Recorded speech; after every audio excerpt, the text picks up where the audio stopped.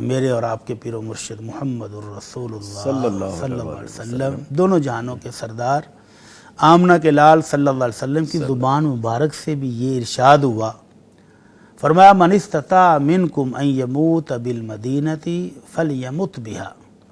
تم میں سے جو بندہ استطاعت رکھے کہ وہ رہائش مدینہ منورہ میں کر لے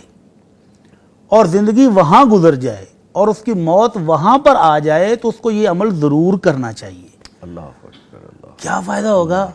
فرمایا فإنی اشفع لہ، میں قیامت والے دن اس کی سفارش کروں گا۔ تو یہ کیسی قسمت ہے، کیسا خوش نصیبی والا بندہ ہے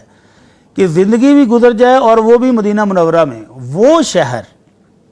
کہ جس کے لیے آمنہ کے لال صلی اللہ علیہ وسلم نے خود دعائیں کی ہوں۔ کیا دعا فرمائی کہ اللہ، ابراہیم علیہ السلام بھی تیرے خلیل تھے، اس نے مکہ مکرمہ کے لیے جتنی دعائیں کی ہیں، اور ابراہیم علیہ السلام دعائیں کیا کی تھی کہ اللہ ایسے شہر کو امن والا بنا دے، سکون والا بنا دے، اللہ پوری دنیا سے لوگوں کے دل کھنچے چلے آئیں ادھر۔ اب دیکھ لیں کیا صورتحال ہے، ویزے نہیں مل رہے ہیں جی، باریاں لگی ہیں، قرآن دادیاں ہوتی ہیں، اور اللہ یہ مکہ اس کے اندر فصلیں نہیں ہیں، اناج نہیں ہیں، اللہ ان کو پھلوں سے رزق دینا۔ تو مکہ کے سٹورز پر فریش پھل دنیا کے کونے کونے سے پہنچا ہوتا ہے۔ تو آپ نے کہا اللہ، جس طرح تیرے خلیل ابراہیم نے مکہ کے لیے دعائیں کی تھیں، اللہ میں تیرا نبی، تیرا مصطفیٰ دعا کرتا ہوں کہ مدینے والوں کو مکے والوں سے بھی ڈبل برکتیں عطا فرما۔ سبحان اللہ، سبحان اللہ، سبحان تو یہ ہر بندہ اس کو فیل کرتا ہے، وہ مدینہ منورہ میں چلا جائے تو وہاں کی برکت، وہاں سکون، وہاں امن اور روحانی آسودگی، جیسے ابھی تلاوت کے وقت آپ جھوم رہے تھے نا، جی جی، تو کوئی بندہ مدینہ منورہ میں چلا جائے تو واپس آنے کو دل کوئی نہیں کرتا، بے شک، ایسا خوبصورت شہر۔ بے شک، تو ایک دور تھا جب یہاں ابھی معاشی خوشحالی نہیں تھی، دنیاوی کی سہولتیں نہیں تھیں جدید، تو اللہ کے نبی نے یہ پیشین گوئی بھی فرمائی تھی،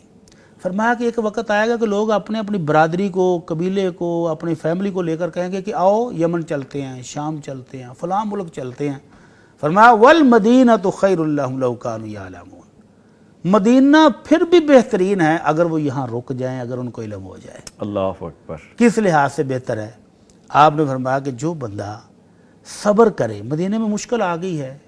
بیماری بھی آتی ہے، تنگی بھی آتی ہے، تو یہاں صبر کر جائے تو قیامت والے دن میں اس کا گواہ ہوں گا یا میں اس کا سفارشی ہوں گا۔ اللہ اکبر۔ تو جس روز افراتفری میں اپنے چھوڑ جائیں گے، بھاگ جائیں گے، جی، جس بندے کو آمنہ کے لال گواہی کے لیے مل جائیں، سفارش کے لیے میسر ہوں، اس کے نصیب کے کیا کہنے ہیں۔